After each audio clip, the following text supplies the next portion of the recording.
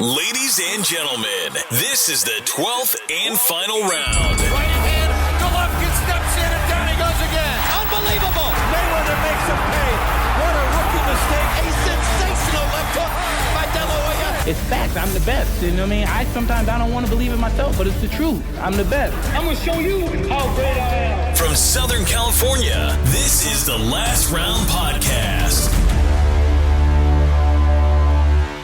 Welcome back to another edition of the Last Round Podcast, episode 106. Wherever you're listening at, Apple Podcasts, Spotify, Stitcher, Boxing Socials, YouTube.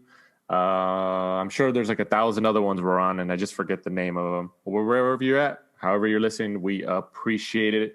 Jumping right into it, our guest of the week, his fighter is in probably the most significant fight of his life this upcoming weekend, this Saturday against Daniel Dubois. As Joe-Joyce and Danny Dubois go up against each other this is a rescheduled fight. They were supposed to fight earlier in the year, but then COVID, pandemic restrictions obviously affected that. But boxing agent Mr. Sam Jones joins us this week on the Last Round. Welcome back to the Last Round, Sam. What's happening, guys? How's it going? So right before we came on there, we asked you how the lockdown restrictions are over there. Just for our listeners, let us know what your opinion and how is it going over there in terms of lockdown and restrictions. Well, I'm currently in a hotel where there's nothing else open. There's no shops open. There's nothing. I mean, you can't go into restaurants. You can't do anything. So it's just gyms are closed. It's a nightmare, to be honest. But we're dealing with it. There's a lot worse things going on in the world right now than being confined to a room. You just got to get on with it. Right. Absolutely.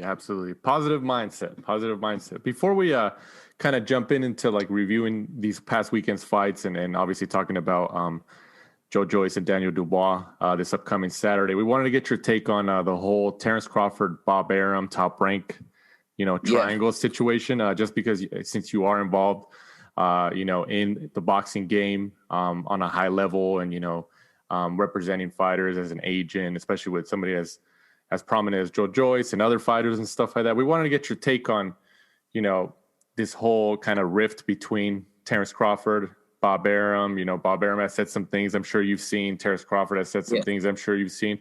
What's your initial take on that whole situation?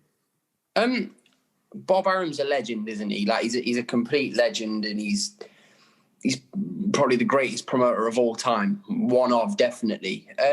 But I think he made a little mistake with that because it's your job to promote him. Understand? It's your job to promote him. Like if you get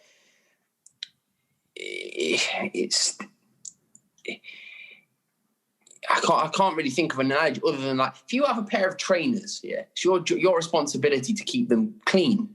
Do you know what I mean? You've got to. If Terence Crawford's not a big self promoter, then you've got to work twice as hard. It's like Joe-Joyce is not a big talker. Yeah, everyone knows that. He is when he's away from the cameras, but in front of the cameras, he's not a big talker. That's the reason why. Like you don't sit like with I've got to work hard. Do you know what I mean? You've got to take some slack. You've got to promote him. So you can't be on air saying, "Oh, he's cost you this and he's cost." Because if that's what you think, then let him go. Let him go. Just let him go. Let him go and sign with PBC. And I'm sure Terence could say to Bob, he's been loyal to Bob because he could have earned a lot more money with Al Heyman than he would have with Top Rank. Do you understand?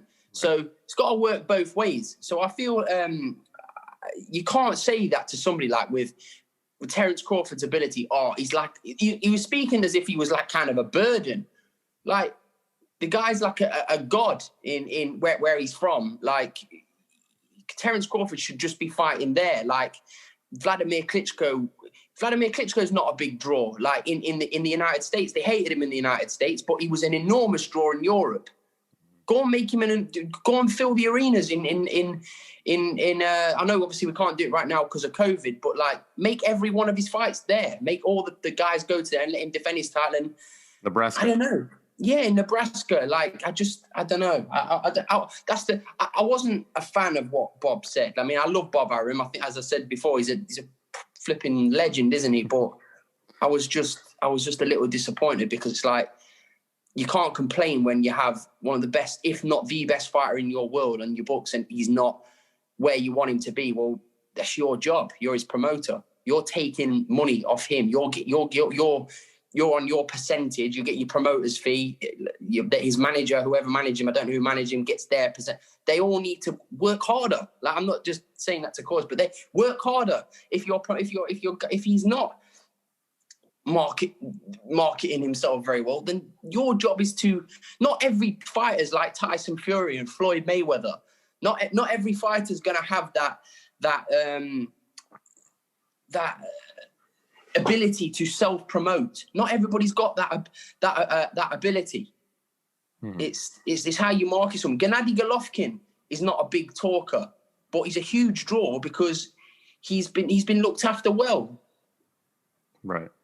Canelo Alvarez isn't a big talker. Do you know what I mean? He's not a massive personality, is he? Canelo Alvarez. Let's be honest, he's not.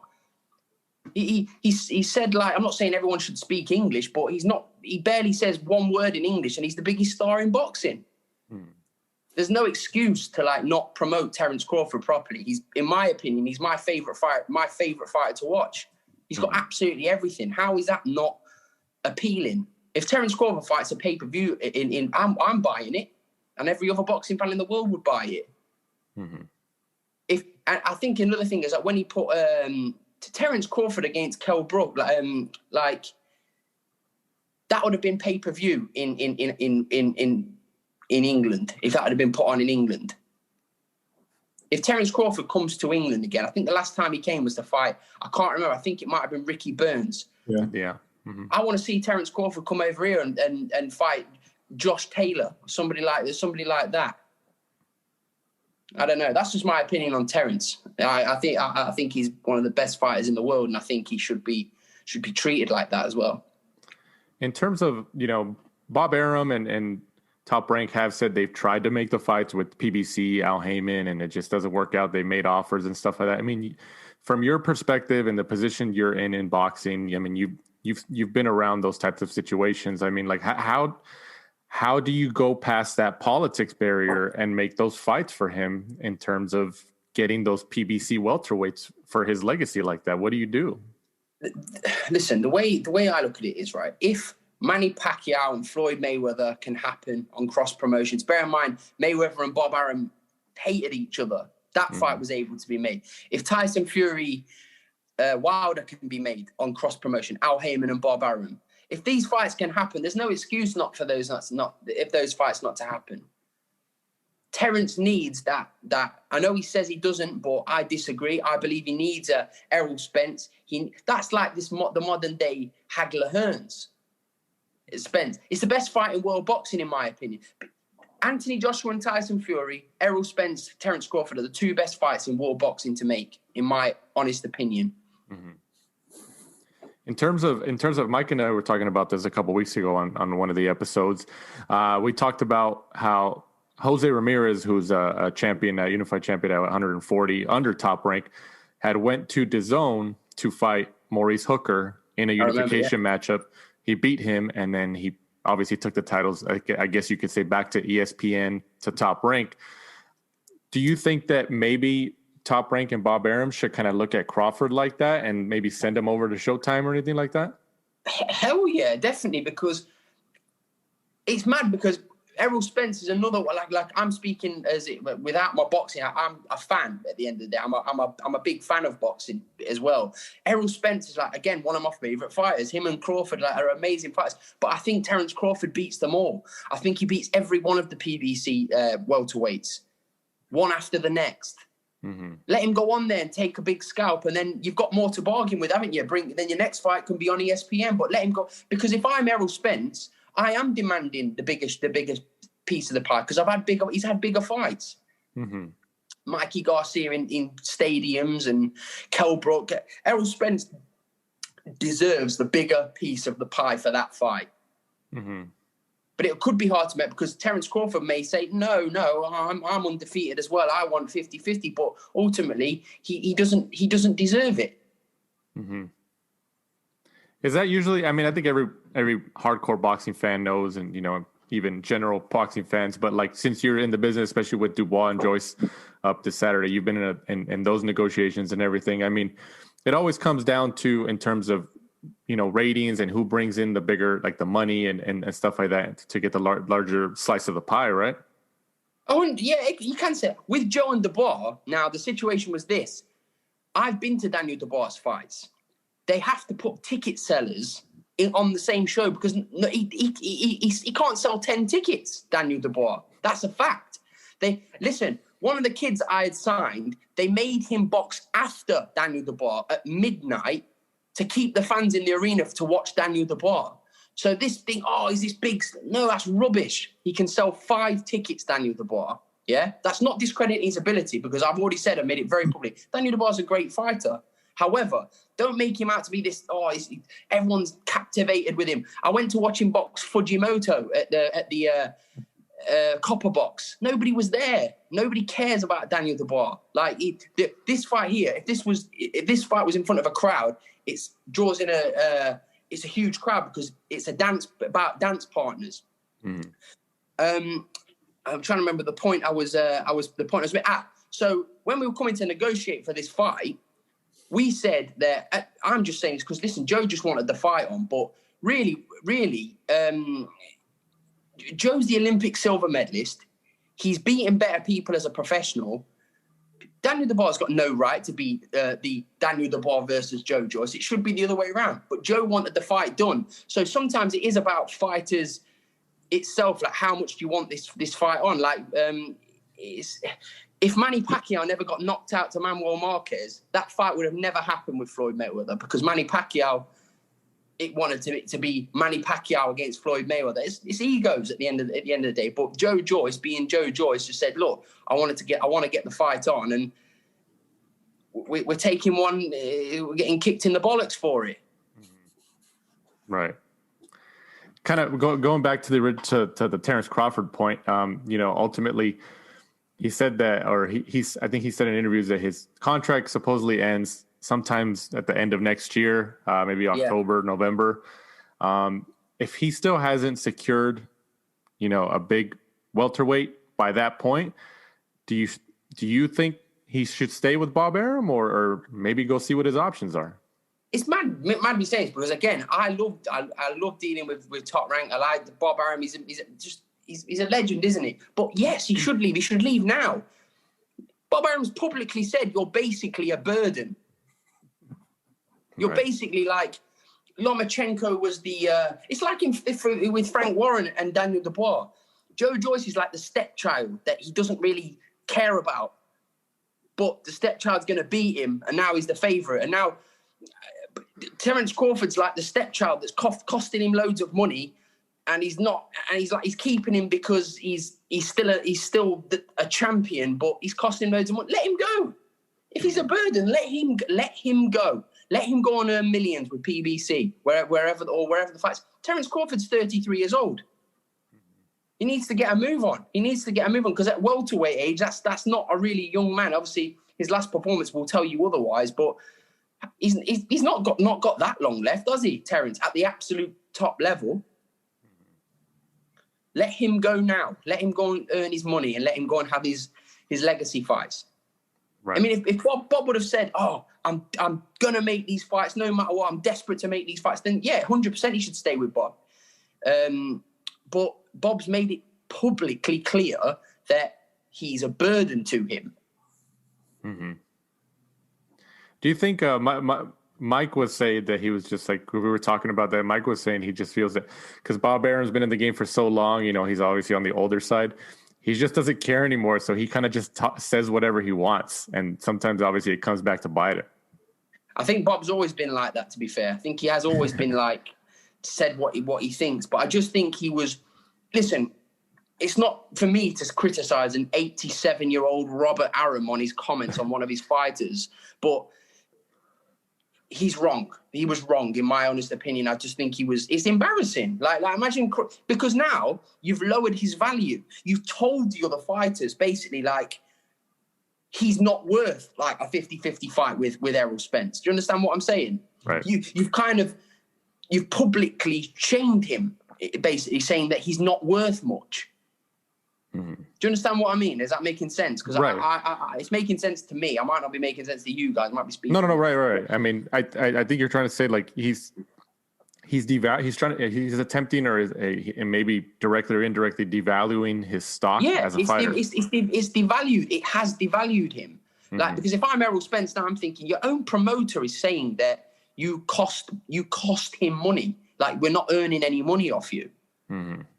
So I don't know. I think Bob's probably upset because he's probably did his nuts with the Kell Brook fight, and like most promoters have over the pandemic, like I'm Eddie and Frank over here are putting on shows that you're not making much money during this pandemic. If anything, you'll be lucky to break even. So I think what Bob's done, Terence is obviously on a good contract with Top Rank, and ultimately he's probably not took a pay cut like what, say, Lomachenko did for Teofimo Lopez, and it's probably angered Bob, and it's probably a sour taste in Bob Arum's mouth. That's what I think's happened. Right. And Bob's kind of done his nuts on a fight with Kell Brook and Terence Crawford. And I mean, Terence Crawford against Kell Brook would have been really interesting. I still think Terence would have won, but it would have been a lot more interesting a few years ago. Kell Brook is a shadow of his former self.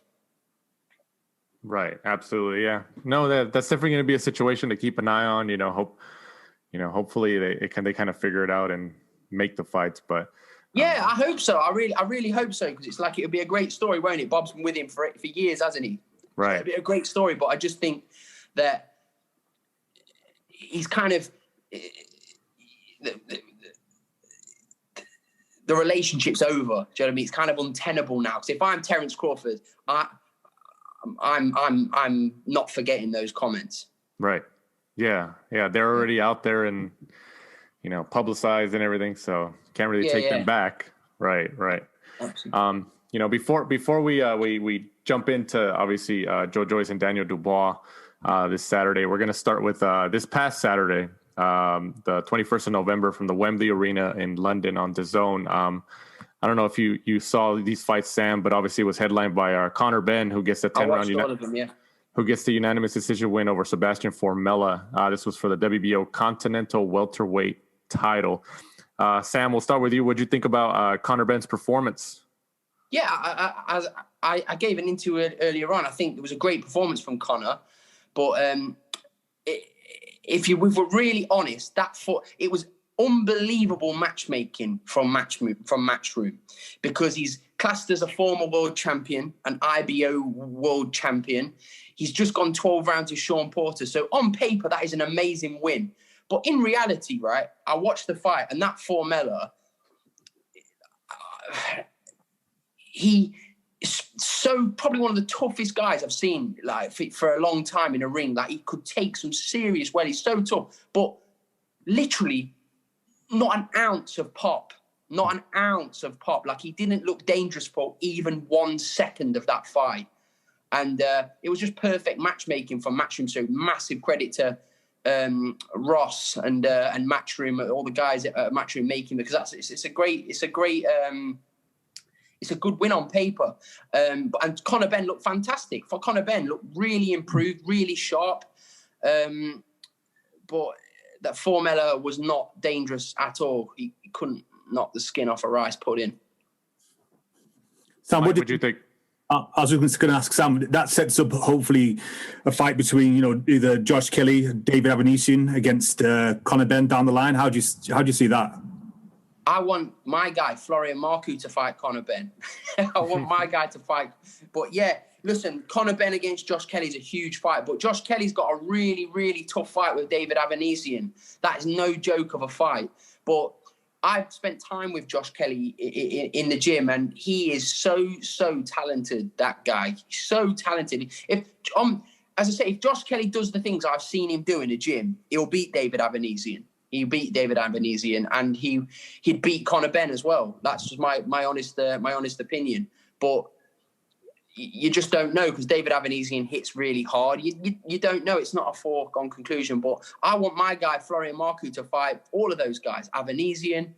One thing's for certain. This is a gospel. This is. I'm not just saying this. I know people think I back my fighters. But Florian Marku would have stopped Formella. Wow.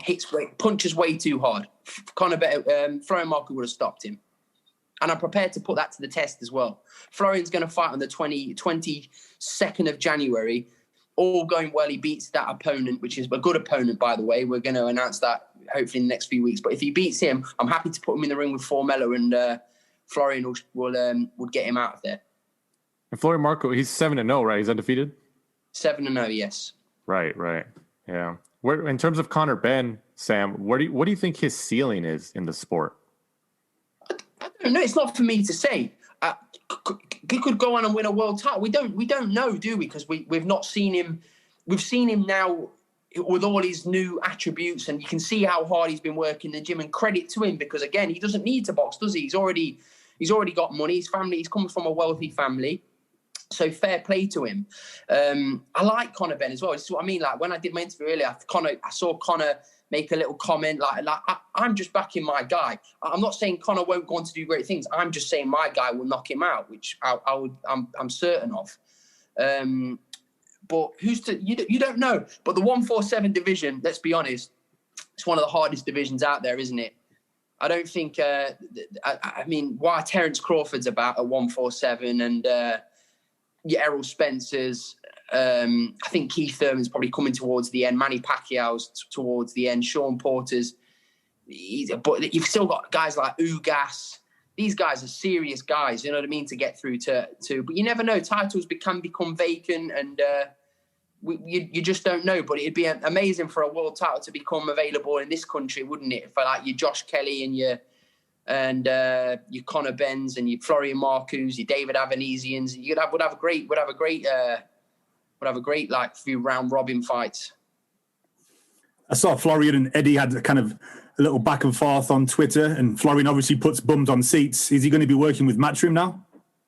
We'll see. We've got offers from everybody. I mean, Eddie said he wants to work with Florian. We've not seen anything as of yet, and Florian doesn't need to wait around for anyone. Florian's got offers on the table from everyone, and when crowds come back, like you'll see this for yourself. If Florian's involved in a 10 or 12 round fight with any form of championship title on the line, I'm talking about a interim, any kind of remotely big fight, he will sell out arenas, and he will sell. In New York, Florian would sell the Hulu Theatre in a 4-rounder. Wow. That's a fact. He would it's a pretty sell big out. Statement. Yeah. It's not even a statement. It's a genuine fact. He would sell out the Hulu Theatre with a 4-round contest. Can't wait to see that, man. That's the plan. That's the plan next year, to bring, hopefully, the world's like not like the Walking Dead and apocalypse next year, and we can see some normality come back. And have you? I mean, I know you guys are in a stricter lockdown over there in the UK, Sam. But like, I mean, have you heard anything like from within the inside of the sport or the business about any potential crowds on the horizon over there? No, mate. I mean, our Prime Minister's told us recently that we're allowed to see our families for Christmas, and then we're being punished after Christmas and going back into an even stricter lockdown. So it's a shambles, isn't it? The whole world's a shambles at the moment, isn't it? Right. I mean, I don't want to start getting political on here, but I just think shield the vulnerable and let's get on with it, because I think it's a 99.7% survival rate. I mean, I don't want to go. I'm not going to start getting involved in politics and pretending I'm a doctor, because I'm about as qualified as this pair of socks next to me here. So, but I'm just saying that I think it's driving everyone insane now, isn't it? We just want to get crowds back and get some normality back. I just want to be able to go to a restaurant. Right. Yeah. Some normality. Thompson can do it, Sam. You can do it, buddy. Thank you, man. Moving on that card, Fabio Wardley gets the second round TKO over Richard. Is it Larte? Larte, right? Yeah. What'd you think about Wardley's win on this card, Sam? I was sent a few videos of the fight yesterday. I love Fabio Wardley, by the way. He's helped Joe for sparring for Daniel Dubois. He's a great guy, and he's a really good fighter. But the fight yesterday was a little bit suspect. The knockdown was a tad suspect. I don't know whether Larte's been putting some cheeky bets on Bet365 and Paddy Power on himself, but it looked a bit dodgy to me. For our American fans, can you explain? Can you describe the knockdown and everything, and why you think it was suspect? Larte's known for being a very durable opponent, and Fabio Wardley punched the side of his glove, and it appeared to knock him spark out. Listen, if it was like foul play, then Lartey deserves an Oscar, because the guy danced to the ring like a blown up Prince Nassim Hamed when he came down to the ring and when he boxed Kevin Kelly in New York, and went in there, had a pretty decent start, looked really assertive, looked like he was going to have a real go at young Fabio, and Fabio hit him with like a 1-2, and the 2 landed on the side of the glove, because I've seen it, like bounced off the side of the glove, and I don't know, Fabio Wardley, like, I don't know, I really don't. I don't want it to be, because I want to be happy for Fabio Wardley, because you will not meet a nicer man than Fabio Wardley. You just won't. But he went down like a sack of potatoes, and like he was just, I don't know. There's something rather untrustworthy about our Ghanaian friend. The way that he fell was like he threw himself to the floor rather than splattered. Yeah. It was like Jenga, wasn't it? Like it was. As I say, I hope. I mean, would I want to take a 1-2 from Fabio Wardley, even skimming my head? Absolutely not. It'd knock me out. But Richard Lartey is an 18.5 stone man that's been in there with Daniel Dubois, took clean shots from Daniel Dubois, clean shots from Nathan Gorman for 10 to 12 rounds. Fabio Wardley gives him a little 1-2 skim on the glove, and he cracks like a Pringle. Do you remember, I think it was 1 or 2 weeks ago, the PBC fight where Luis Ortiz knocked that guy out, he threw the punch, but he hit him with a forearm, kind of hit him with his bicep. The California State Athletic Commission actually withheld his purse whilst they looked into the knockout. Do you know if anything? That one's less suspicious than the Lartey Fabio Wardley one, because I don't know about you, I would want to take a forearm to the stomach from Luis Ortiz, or a body shot from Luis Ortiz. I mean, Joe sparred that guy, Flores, and he's... I won't go into all that, but yeah, he's I don't know. I think it's less suspicious for less suspicious than the Lartey one. But you don't know. We just don't know, because you don't know them, do you? Like you. I don't know. Times are hard, aren't they? I mean, if you put a grand on yourself to go down in the third, it could be good odds, couldn't it? You don't know. But you'd like to think not. You'd like to think the integrity of these guys, because Lartey now won't get another job in this over here. He won't get another job. Like he's used because he's a big personality. He's fun to watch. He brings it. After that, you unless he's put on a whole heap of money on himself to go down, he's bugging himself for future fights. And I've looked at the Luis Ortiz one, and I think, I don't know. Like I'd like to give Flores the benefit of the doubt there. Have you ever been approached in the position that you're in, Sam, in terms of, like, you know, we see these questionable outcomes and stuff like that in sport, and you know, we see them throughout boxing on an annual basis and stuff like that, or different things like have you ever like seen people, you know, discussing outcomes like that, predetermined outcomes, or anything like that? No, I've never heard of that. Only like as in a joke way, like right. Only like, but I've never heard of anything serious.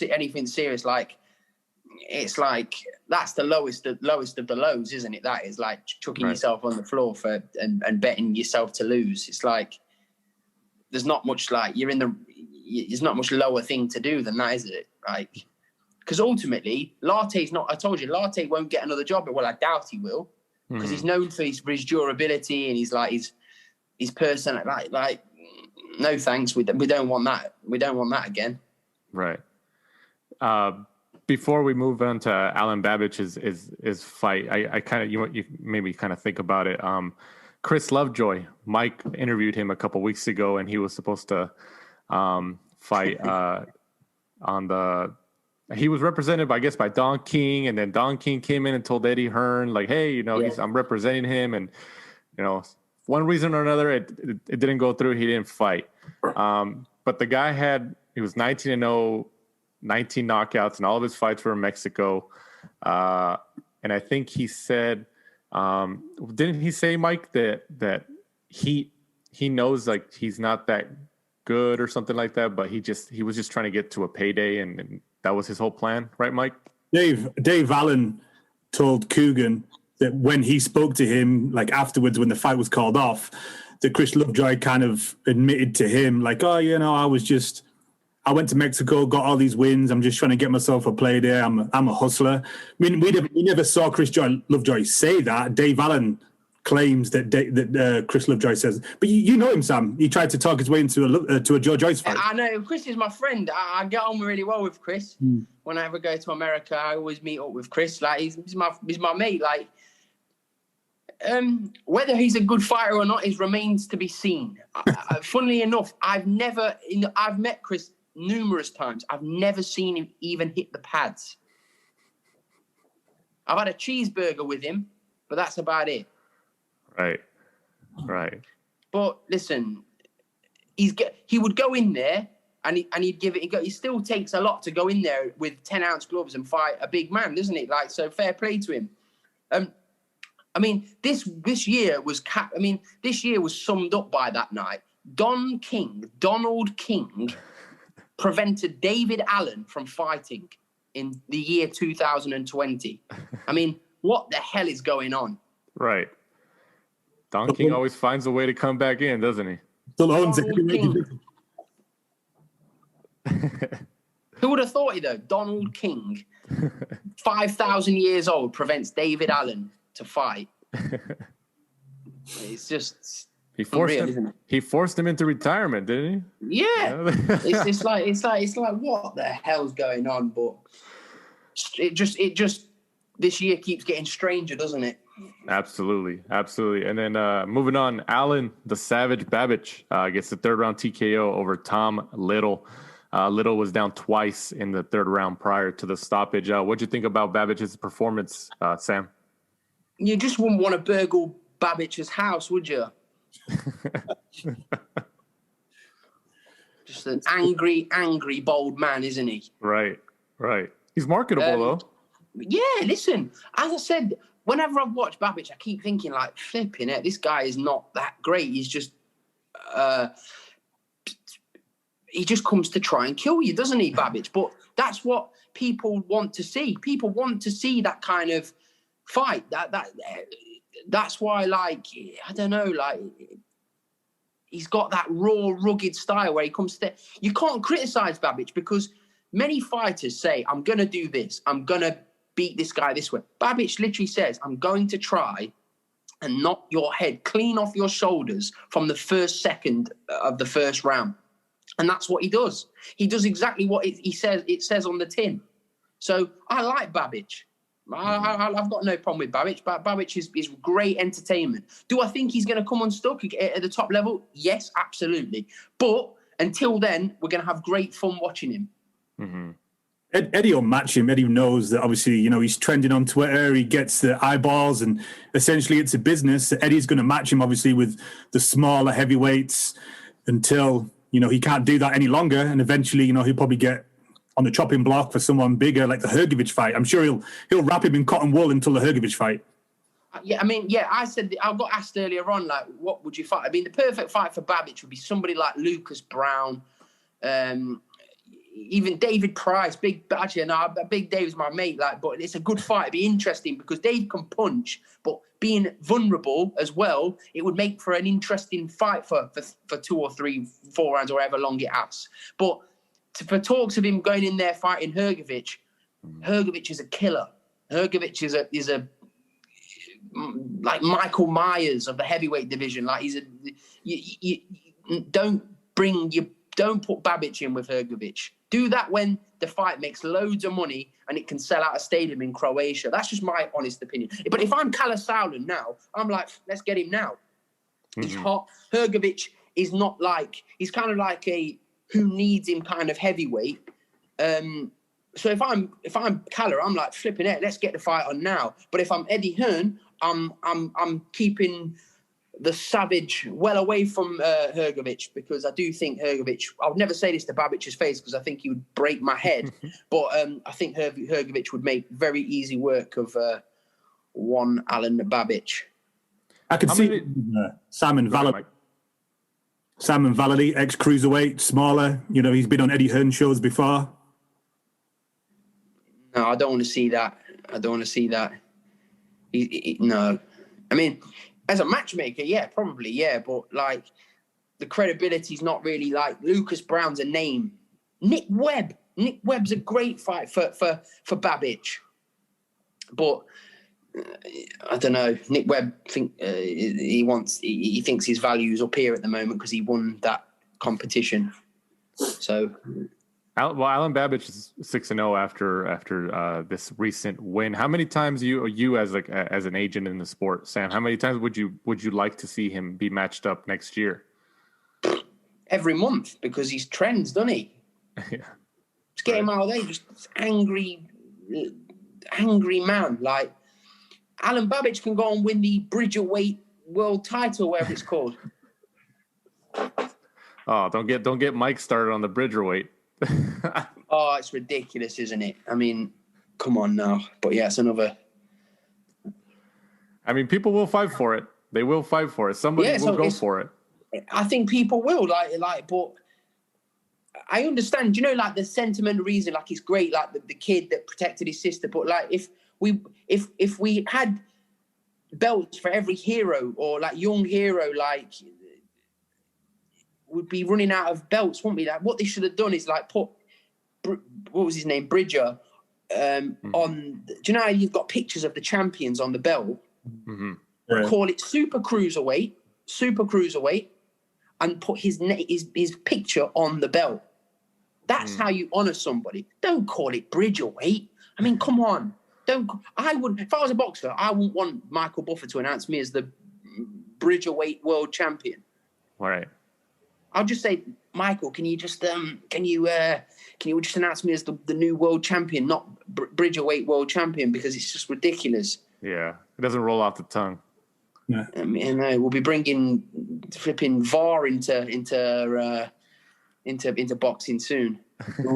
We did the Franco Maloney. It didn't work out. Oh, that was ridiculous. That was. That's one of the worst things I've ever seen in boxing. How can you watch something for 20 minutes? Like 20 minutes, like rewatch the fight like 20 times as well, and not see that it was just, you saw the jab squelch, like doing your face kind of like, I know like, I'm on a podcast, you can't really see it, but like it squishes your face. Like the jab hit him directly in the eye and bust him up. Like as I said, I hate the word robbery because it gets used too much in boxing. Like everything's a robbery if it's close. That was a robbery. Mm-hmm. It was like you've robbed him of the world. Like, it's just like if you're going to do a job and take 20 minutes to do it, God's sake, do it properly. The problem was I don't think it mattered either way. Even if you gave it to Maloney, there would have been a third fight. Right. Yeah. Either way, either way, there was going to be a third fight. So just give it back to him and then do the third fight. Yeah, 100%. But like from Maloney's standpoint is when it goes into negotiate the third fight, he's on the B side. So that's why it's important. And it's like he's ruined. He's lost his tag of a 2-time world champion. Right. It means a lot. It means a lot, especially in this sport when A and B side's such a thing. Yeah. Right. I just think it was just a shambles of a decision. I mean, I remember coming downstairs because I'd wait for the night, but I'd set my alarm clock to watch the Terence Crawford fight. And I came downstairs and I came down when the fight was finished, but I watched the fight back and I was just like, and then I watched all the replay. I could tell watching the fight once that it was not a headbutt. There was no headbutts in that fight. Like it was a clean shot. to the chops. Right. Boxing. I mean, just like Mike said, I mean, I think that the silver lining about all this is that we're pretty sure we're going to get a third fight. We think we will get a third fight, so at least we'll get, you know, the trilogy here. Unlike if these fighters were in higher weight classes, and they had higher profiles, and politics were a lot more, you know, prominent, I think it'd be pretty slim for us to get a third fight. Don't you think, Sam? Yeah, 100%. If it was like, if the purses if it was a big 7-figure fight main event, then it's a lot harder to get. Because if I'm that other guy, on paper you beat this Maloney 2 times in a row. Right. What the hell do I want to fight him for? Right. Or not beat him twice, but I've fought him twice now. Let's move on. And I'm sure there's not a rematch clause in that contract. So. Right. Yeah. No. Yeah. But I mean, I think Franco and with his trainer being Robert Garcia, I feel like they have that mentality, especially in that gym, where they're just like, yeah, we'll fight you again, and this time we'll beat you without any issues. So I think they have that mentality, and obviously Maloney is going to want the third fight. So hopefully we see it in the first quarter next year sometime, and kind of no controversy there. Going back to the DAZN card, Jez Smith gets the. What is it, Mike? You got the 6th round? Is that what you put? 6th round? 1-point decision, yeah. Right. Ridings. Over Ben Ridings. The 22-year-old Ridings is a natural middleweight, actually. And I mean, what'd you think about Jez Smith's win, Sam? I tipped Jez Smith to win that fight. I tipped Jez Smith to win that fight before it was announced, because Jez Smith's a really good fighter. I mean, he's lost twice, I think, but once to a guy called Kevin Ajaga, who is a really strong up-and-coming prospect. But Jez Smith looked well in there, and I know he was a lot lighter. Like, if Jez Smith fights at his normal weight, he's a problem. He really is. So, yeah, it was a good. I enjoyed the fight. Mike, it's nice seeing the underdog win. It was a good fight. You know, both guys took it on short notice, and Smith. Yeah, that's what I mean. Like it's a note, isn't it, to young pros at the moment? Stay ready, because at the moment you never know when your next chance is going to come. And fair play to both men. They both took it on short notice. And Jez Smith, even more credit to him, fighting out of his weight division, way above his weight division, and it paid off, didn't it, for him? Huge win for him, biggest career win. It's live on Sky Sports and DAZN. Sam, have you talked to like all your fighters on your team in terms, because you mentioned like, you know, staying ready, especially during this pandemic? Have you told them to stay ready? I've told all of them to stay ready. I've always found it hard because it's difficult. Like, it's difficult for me, like a chubby checker like me, to say, listen, guys, you need to stay ready. But it's their responsibility. Like, it's my responsibility to tell them. It's my job to tell them. It's their job to be an athlete and stay ready. Mm-hmm. Especially during now. I mean, in an ideal world, everybody has their 8 weeks notice, but it doesn't work like that, especially not in the world we're in now. Mm-hmm. Right. Yeah. I mean, like I don't even know how many fights in this, just since March, since this whole pandemic started, have been, you know, announced. Like, for example, like Canelo just announced his fight, and it's with, you know, in the next 4 weeks. You know, I mean, usually, especially fights of that magnitude, you announce maybe 3 months in advance and stuff like that. You go to your different cities and promote. We're in different times, aren't we now, mate? Like we're in different times. And look, Callum Smith, fair play to Callum Smith. No one's turning down the Canelo fight, are they? Let's be honest. It's the biggest fight. It's the biggest ticket in boxing, isn't it? That's it. No one's turning down the Canelo Alvarez fight. Right. And we'll ask your opinion on that, you know, towards the end of the episode.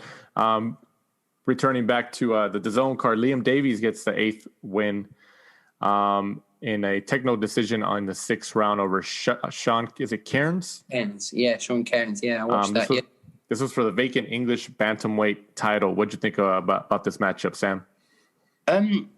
Yeah, I thought it was a great. It was the show opener. So yeah, it was a cracking little contest, and he did really, really well. He put on a great performance. Mike, what do you think? Like Sam said, I thought it was a good performance from Liam. I thought Cairns looked like he had leg trouble or something. Like his legs look really kind of heavy underneath him, and even his corner after, like, I think the second round were asking him, like, "Are you okay? Like, is there something wrong?" And he was like, "Yeah, no, I'm good." And they were kind of trying to get him to kind of wake up and kind of slowly work his way back into the fight.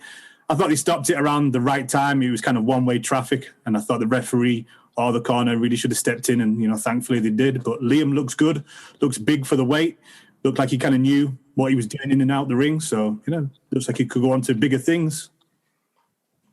Absolutely. This upcoming Friday, the 27th of November, from the H Arena in France, Tony Yoka, 8-0, goes up against Christian Hammer. What do you think about this matchup, Sam? Yeah, it's a good fight for Tony. It'll put him out there as a proper contender. I mean, the heavyweight division's on fire, isn't it, at the moment? Like, I saw young Jared Anderson calling out the winner already of Dubois-Joyce, like over that side of the I'm like, mate, I rate Jared Anderson highly, so I ain't got anything bad, but like, beat someone with a pulse and then start making them shout outs, young man. Do you know what I mean? But yeah, right. The heavyweight division's on fire. Sam, when are we going to see the rematch between Joe-Joyce and Tony Yoka? Mate, listen, let's let Joe-Joyce take care of business next week in a fight that not many people think he's going to win. Let him get that out of the way. And listen, that fight is massive, isn't it, with Yoka? Especially if there's some kind of title on the line, or it's a huge, huge fight. Because he's kind of started off slowly, I think, obviously due to the his bans, but he's been a pro for quite a while, and he's never really kind of taken off.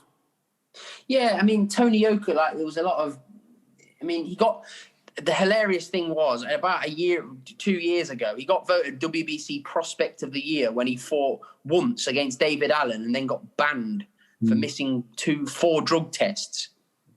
Like, WBC for you. It was a bit strange, that. But listen, he's a good addition to the heavyweight division. He's an Olympic, I'll say gold medalist lightly, but he's an Olympic gold medalist, silver medalist in my opinion. But yeah, still good. He's an Olympic, so he's a great addition. And that fight with Joe is massive down the line, absolutely massive. Also on this same day, from the Seminole Hard Rock Hotel and Casino in Hollywood, Florida, once again on DAZN, Daniel Jacobs goes up against King Gabe Rosado. Before giving your take on the matchup, Sam, how does Rosado, with 12 losses, still always get these significant fights, in your opinion? He's a big character. He was in Hollywood movie, and he's a cool guy. And Gabriel, why does Derek Chisora still getting these chances when he's lost 10 or 11 times? Big character. Mm-hmm. I love Gabe Rosado. Yeah, me too. Game as a hooker in Amsterdam. Yeah, love him. Do you think he has any chance in this fight against Daniel Jacobs, Sam? I like Gabe Rosado. He's like,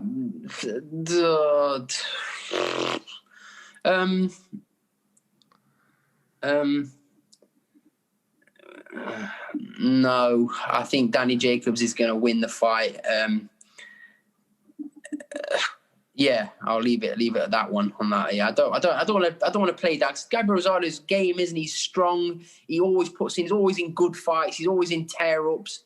If Gabe Rosado can make Danny Jacobs fight his fight, and Danny Jacobs is not firing on all cylinders, then yes, he does have a chance. Of course, he has a chance. But right. If Danny Jacobs is his new normal self, and then you've got to say the favorite in the fight is obviously Danny Jacobs. But has Gabe Rosado got a chance? Of course he has. Yeah, he's strong, he's tough, and he'll fight until he's not able to fight anymore. What do you think, Mike? I think Gabe Rosado is Gabe Rosado's own worst enemy. It just depends on, whether he's changed, what kind of mentality he's got when he steps into the ring. Like Sam said, I think he needs to make, Jacobs fight his fight, because, he's kind of one-dimensional. And, we were ringside for when he was in Arizona, and he kind of struggled to get that journeyman out of there. So it really just depends, what Gabe Rosado steps through the ropes on that night. Sam, where do you think Jacobs ranks among the 168 pounders at the moment? He's up there with the best, isn't he? He's up there.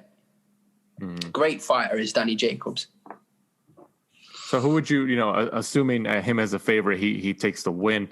Who you as an agent, as a sort of a matchmaker, who would you, primarily want to match him up with in his next fight sometime next year? Ideally. My fighter, Lerone Richards. It's a good answer. Actually, that fight can happen. He's under the same promotional banner now, so that fight can happen. That's true. It could work. Yeah.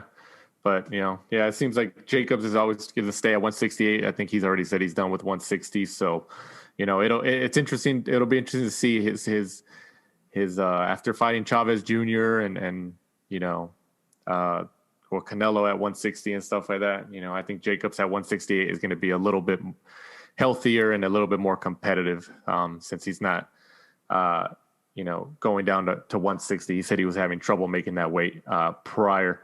Also on that card, Emmanuel to go 31-1 goes up against Mason Maynard 36-4. What do you think about this fight, Sam?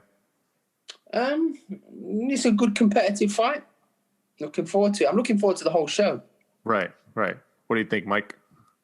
Tago is one of those guys that's kind of like flown under the radar, even though he's kind of got a lot of knockouts. His loss came on his debut. He was actually mandated to, I think it was for the WBO. Him and Ryan Garcia were supposed to fight a mandatory for that title.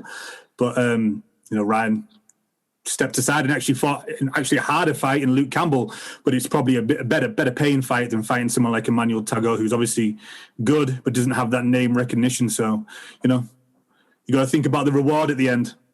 Right. So before we turn our eyes to this weekend's fight between Daniel Dubois and Joe-Joyce, Sam, what a lot of the casual fans, at least from what I've been asked over the last several weeks, especially the last couple of days, Mike Tyson, Roy Jones Jr. exhibition fight over here in the United States. What do you think about it?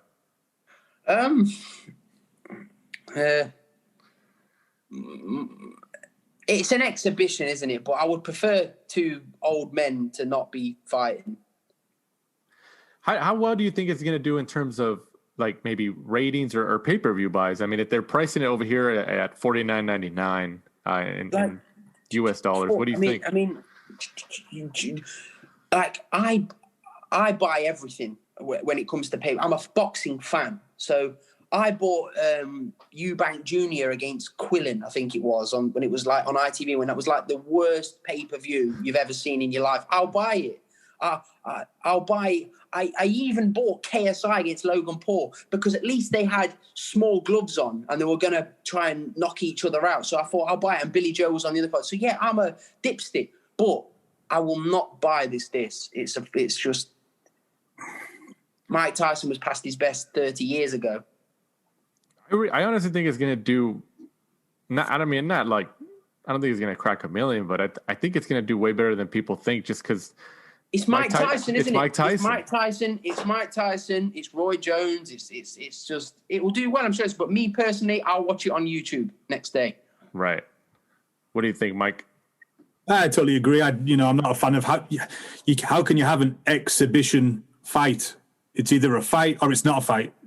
Exactly that. Like, if you know what? If they were gonna, sounds horrible, but like, if they were gonna put 10-ounce gloves on and have a 4-round fight, then I would pay to watch it because then it's fun. Like, they're putting big gloves on, and like there's no judges. Like, come on. Like, if we're gonna boxing's a brutal sport, isn't it? Like, if we're gonna pay to watch somebody have a fight, put the proper gloves on, get judges, and swing out, old boys. Let's have a fight. I think a lot of people are just gonna be intrigued and be inclined to purchase it just for the nostalgia factor, and also just to see what Mike Tyson looks like, and being able to see him in a ring again. With gloves. So many DMs, right? I've had so many DMs on Instagram to say, "Oh, Mike Tyson's coming back. He's going to take over the heavyweight division." Mike Tyson, like. And I think these are the same people that thought Conor McGregor was going to beat Floyd Mayweather in a boxing fight. Morons. It's marketing, I guess it works out for them, right? Especially for that new app, Triller or something. Yeah, somebody said, I actually read one today. Oh, Mike Tyson, he'd come back and he'll beat Joshua. Like, are you actually stupid? That's the fan base they're going after, though, right? Isn't it, Sam? Is those casual it's fans? Worked. Boy, it's worked. Fun, great. Honestly, great. No problem. It's just, I mean, I'm looking at this BT poster on BT Sport of Joe Joyce and Daniel Dubois at the bottom, and at the top, Mike Tyson and Roy Jones. And it kind of annoys me. I'm thinking, guys, like, these are 50-plus-year-old men, like, and you've got two young lions having a fight. Like, that should be all over the screens, not Mike Tyson and Roy Jones Jr. at the top. Like, come on, like, right. I don't know. Maybe I'm being a Grinch for this fight, but I just think, what is the point? Like, if you're going to have a fight, at least have a proper fight. Right. And it's going to be 8 2-minute rounds, no headgear, 12-ounce gloves. So on Fight TV and that new app, Triller. So, we'll definitely see. I'm more intrigued just to see how it performs on the pay-per-view market more than anything. But here we is, main event. This Saturday, the 28th of November, from the Church House in London on ESPN Plus here in the United States. Daniel Dubois, 15-0, goes up against Joe Joyce, 11-0, and this is for the British, Commonwealth, European, and WBC silver heavyweight titles. All right, Sam. Obviously, we know you're representing Joe Joyce, so we know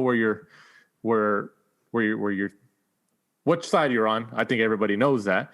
But just dissect the fight for us. What is going to happen? How is it going to end up? To be honest with you, I don't know how the fight's going to play out. I know Joe's going to win, but there could be some scary moments in there. There could be not. But Joe Joyce has boxed all around the world at the highest level in the world. Wins over Tony Yoka, wins over one of the gold medal favorites, Fraser Clark, 5 times. He's beat Majidov. He's beat Jolalov. He's beaten Ivan Ditchko. He's beaten Filip Hrgovic. Listen, you don't win fights like that if you're useless. Right. He's retired Bermain Stiverne. He's retired Ian Lewison. Ian Lewison, people forget that was Joe's debut. Ian Lewison's fight before that was a TKO loss to Dylan White, where he retired on his stool after 11 rounds. Joe stopped him in the 8th round by a vicious beating. Joe won the Commonwealth title in his 4th professional fight. Mm-hmm. So read into that what you will. I mean, yes, Daniel Dubois looks spectacular, but when he look at the opponents he's boxed. I mean, listen, I'm with my guy Joe Joyce. Anything can happen. It's for heavyweight fights, 10-ounce gloves, but I'm with my guy Joe Joyce. Sam, do you think you've already kind of won the up in the head game? Because I watched the face-off, lockdown, knockdown, and it kind of seems like you got to Daniel. Yeah, because I just told him the truth. I wouldn't want him to get up and try and strangle me because his hands are like the size of a baseball mitt. So I wouldn't want him to do that. But I was just told him the truth. He's had everything his own way. He's been made to feel that way. Mm-hmm. Like if I went and I don't know, had a fight with somebody smaller than me and someone that I'm strong, but ultimately he's been spoon-fed fights. He's never had. I mean, the Nathan Gorman fight, yeah, credit to him, he did very well. But Nathan Gorman didn't even train one day for that fight. He was in hospital with his son. Mm-hmm. And what should have really happened is that fight should have been rescheduled. Right. But the promotion is all for Daniel Dubois. Look, Frank Warren's a great promoter, Hall of Fame promoter, but he's in the Daniel Dubois business. Mm-hmm. He's in the Daniel Dubois business, but he's going to be in the Joe Joyce business after this fight. How is that for you and Joe? Kind of knowing that Frank is, openly siding with Daniel. Who cares? Who cares? We've got the fight, haven't we? Who cares? If you want to be top dog, you have to beat the top dog. Even though he's been handed the top dog status, you still have to take it. And that's what Joe Joyce has got to do. There's no point moaning about it. Got to get on with it, haven't you? I told Joe this as well. I said, listen, if you want you want all that top billing, you want to fight for the world heavyweight title, you want to have these big legacy fights, go and beat Daniel Dubois next week. Mm-hmm. It's as simple as that. Can't moan about it and cry and complain about it. We could say, oh, Joe's the Olympic silver medalist. He should be the star here. But ultimately, Daniel Dubois has been promoted with Frank Warren from the beginning. And Frank's made it very clear he wants Daniel Dubois to win. I prefer that rather than a snake sit there and go, oh, yes, it's going to... I don't mind who wins. At least he's being honest. Mm-hmm. Is there a rematch clause in it? Hell no. Listen... Let me break this down for you. If Daniel Dubois wins the fight, yeah, like everyone says he's going to win, it'll be early, as they say. We don't need a rematch if you're going to get taken out early. We don't need that. Mm-hmm. Joe Joyce wins, it's by late, and that becomes from a hurtful beating. Are they going to want to fight? Or are they going to want to rebuild? No fighter's really going to want a rematch unless it's an absolute barnstormer. It goes to points. And people want to see it again. Then it's or it goes late and then somebody gets stopped and then the demand for the fight's there. You never say never, but I can't see a scenario where a rematch will be beneficial to either of them. Mm-hmm. In terms of you mentioned Joe Joyce, obviously the Olympic silver medalist and has fought the better high level competition. We've seen fights in the past where two fighters are matched up and it's like marketed as 50-50 and people look at it as going to be a great fight and stuff like that. And then sometimes on fight night, one fighter or the other just completely outclasses his opponent.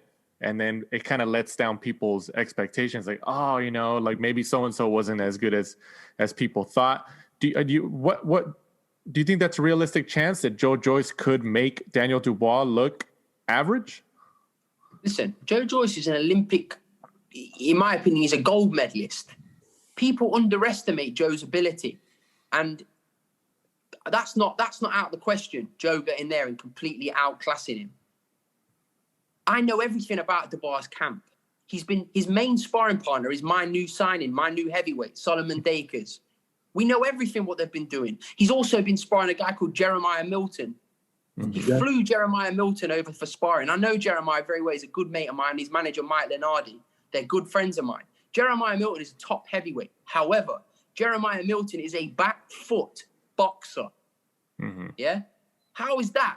That Daniel Dubois doesn't want to spar people like Joe Joyce because the last time he sparred somebody like Joe Joyce was a man called El Animal, Filip Hrgović. And I've heard some vicious things about what Filip Hrgović had done to Daniel Dubois in sparring. When he has it his own way, Daniel Dubois looks great. But when he doesn't have his own way, there's going to be big problems because for the first time in his career, he's going to be punched back on Saturday, and he will not like it. How far back does it go? When was the first time that you had a conversation with Joe Joyce that he wanted this fight against Daniel Dubois? We knew that Frank Warren wanted the fight because it's an easy fight. It's an internal fight to make. And look, let's be honest. If we said right now, oh, we want to fight Dillian Whyte, yeah? Dylan's going to say, no, I don't want to fight Joe Joyce. What do I need to fight Joe Joyce for? If Daniel Dubois doesn't want to fight Dillian Whyte, what do I need to fight Daniel Dubois for? If Anthony Joshua, you're not going to get... Dubois and Joe are two good dance partners for each other. They need each other.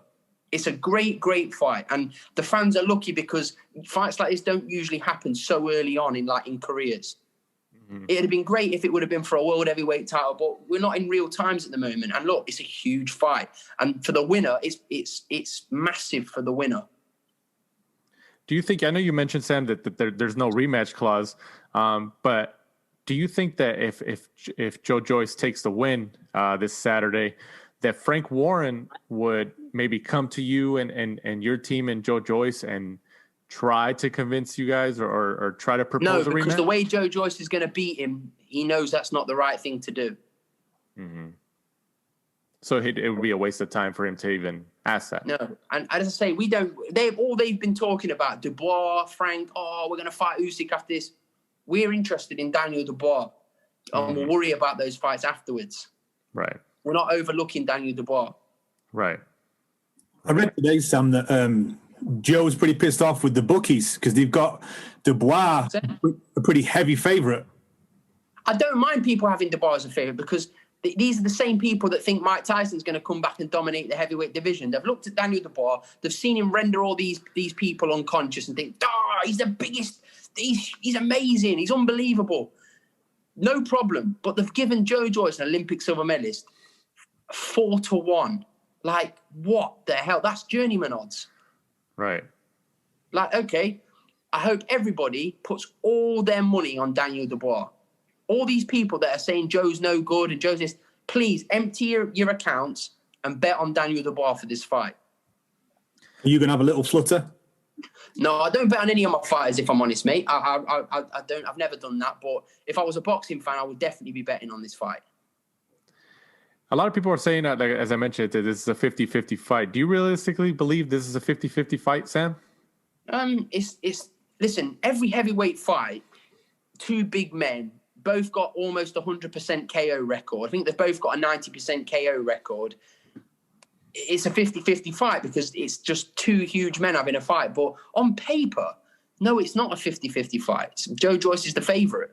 Mm-hmm. But people go on...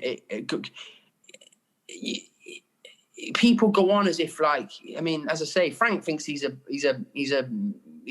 Power Ranger. Do you know what I mean? He just no problem. But he's been matched comfortable, hasn't he? He's had it all his own way. Mm-hmm. He was meant to fight a guy called Eric Pfeiffer in his last fight, right? And they bottled it last minute. They bottled that fight last minute. They said, he didn't bring in his certificate or something. That's rubbish.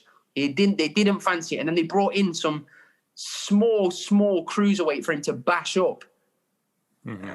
And then Joe Joyce had big 6'6" Michael Wallish, who's been in there with Yoka. And Joe wasn't even in great shape for that fight, and Joe still battered him. Listen, we're going to see. It's going to be a great, great fight. I mean, nobody knows. Nobody knows. It's going to be a great fight. It's two big men having a fight in a ring. Like, anything can happen in heavyweight boxing. But it's a great, great spectacle for the fans. Sam, if and when, Joe gets the victory, are you going to be pushing for like a Tyson, a Dylan, an AJ? Who, Mike Tyson? Well, yeah, could, I suppose. Yeah, listen, why not? No. Yeah, listen, we'll worry about this after the fight. We don't, honestly, I'm not just saying this. It's not just like an old cliche. Oh, you don't know us, but we've not even spoke about what comes after this. We're talking about what happens next week. I saw a recent picture of Joe Joyce, I think from a couple months ago, and then one of recently, and it looks like he's in way better shape than he's been in the last couple months. Can you describe how his training's been going and everything? His training's going great. His training's been going great. He's been sparring great. Joe's bang up for this fight.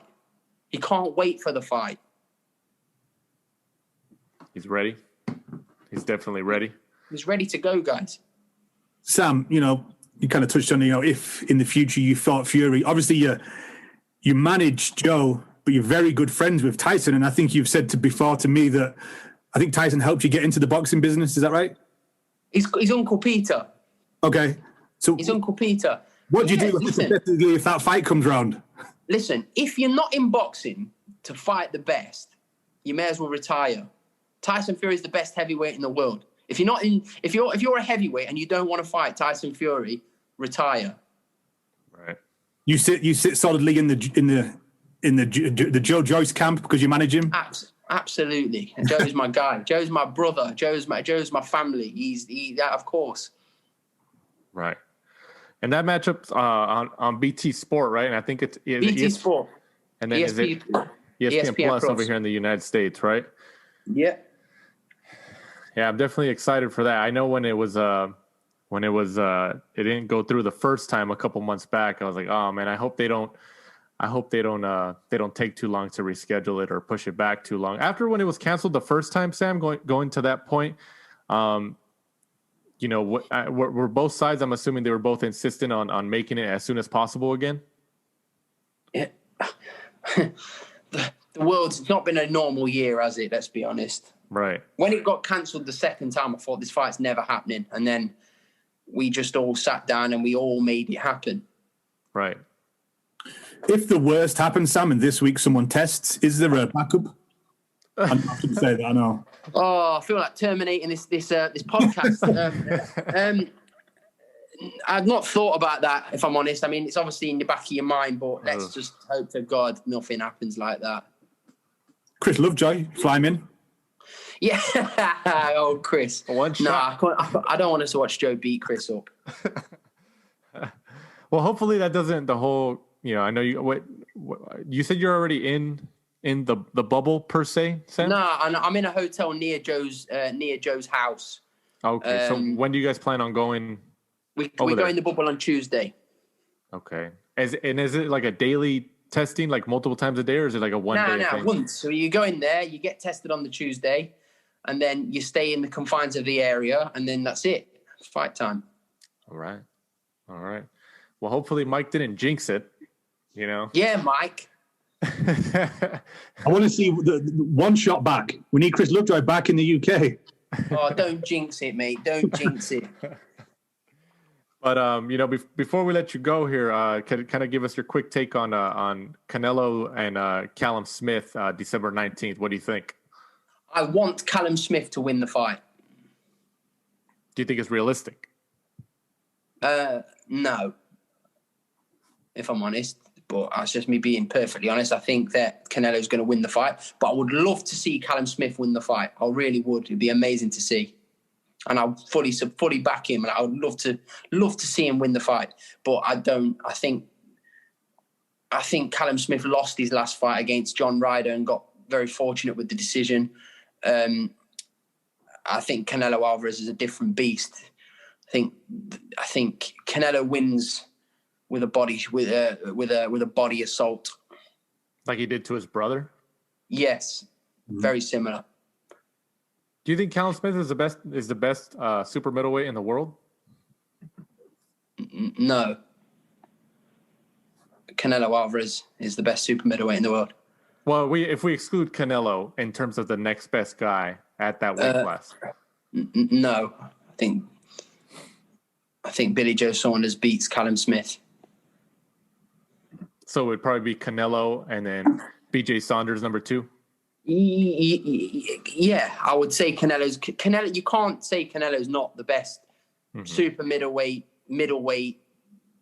He's the best, isn't he? He just is. I know whatever weight category Canelo Alvarez decides he's in, he's the best in that weight category automatically. Right. Good shout. Right. Well, Sam, we definitely appreciate the time you here on the last round this week. Mike has probably one more thing before we let you go. Before we let you go, I just wanted to get your fight of the year so far, fighter of the year so far, and your knockout of the year so far. Fighter of the year so far. Okay, so knockout of the year, Gervonta Davis against Leo Santa Cruz. Fighter of the year, I give it to both. I'm putting it to both guys, Tyson Fury and Teofimo Lopez. And fight of the year so far. Fight of the year so far. God damn, there's been a few. Maybe Eggington against Cheeseman. That's a good one. Yeah. Egg and cheese. Yeah, the whole fight thing. Egg and cheese. That was a serious fight. Yeah, that was an exciting fight to watch. Well, Sam, we definitely appreciate it. Before we let you go ahead and plug your social handles and obviously your Joe Joyce and Daniel Dubois. Don't follow me, guys. I get enough abuse. You seem to like it though. I don't care. I used to bother. Now I kind of laugh. If somebody wants to give me abuse, up to them, isn't it? Like they're wasting their time. Like, is what it is, isn't it? It's just because I'm honest. Like I give my honest opinions on stuff. Like I don't mix my words. I don't think you've been asked in a while, but are we ever going to see Sam Jones Promotions? Never say never, mate. I'm very happy. I'm very in a blessed situation where I manage a top stable of boxers. But who knows, mate? One day we may see me in between two fighters rather than be on the same side as just one. Right. Absolutely. Well, Mike, before we sign off here, Mike, go ahead and let our listeners know where they can follow us and find us. Well, at the Last Round 12 on Twitter and Instagram, and be sure to join us next week. We'll be reviewing the Tyson against Roy Jones Jr. I never thought I'd say that. And Joe Joyce, Daniel Dubois. Of course, yeah. Of course. So for our guest of the week, and Mr. Sam Jones, who has his fighter Joe Joyce go up against Daniel Dubois this upcoming weekend on BT Sport and ESPN Plus. For my co-host Michael Shepard, I'm Danny Z. This is The Last Round. Thanks for supporting and listening to the show. Follow us at The Last Round 12 on social media. Rate, review, and subscribe. This is The Last Round.